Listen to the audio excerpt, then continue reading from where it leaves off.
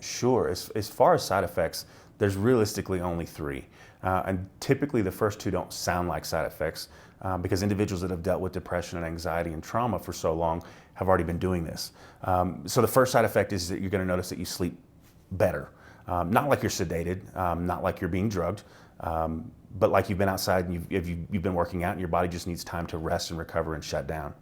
And that takes you to the second side effect, just simply because you are resting better and sleeping better, you notice that when you wake, that you have more clarity, more focus, more energy, just more pep in your step overall.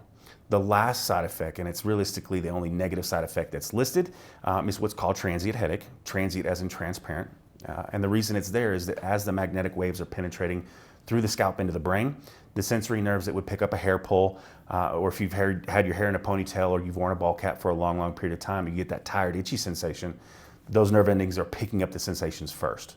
Now, those nerves do get desensitized, so the intensity does feel less and less. I would say that not everyone does experience the headache. I would say probably 50 to 60% of individuals do experience some form, but nothing that whatever you take over the counter, Tylenol, Advil, Motrin, can't knock out in about 20 minutes. And for those that do experience the headache, I tell them to go ahead and take that over-the-counter medication prior to so that we can kind of circumvent it even before it happens.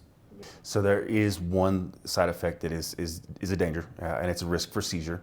And the reason it's there is that in the clinical studies, somebody went to a bachelorette party, consumed more than they normally would. Alcohol offsets the seizure threshold, and then when you deliver stimulation, you can do that. So individuals that don't disclose new medications that could offset that seizure threshold, if somebody doesn't sleep well, those are all potential risk factors for seizure. But each day you come in, we sit down and we chit chat. Has anything changed? Are there any new medications? Did you see the dentist and maybe they gave you some gas prior to? You know, we're definitely going to take all the precautions necessary to make sure that that's null and void.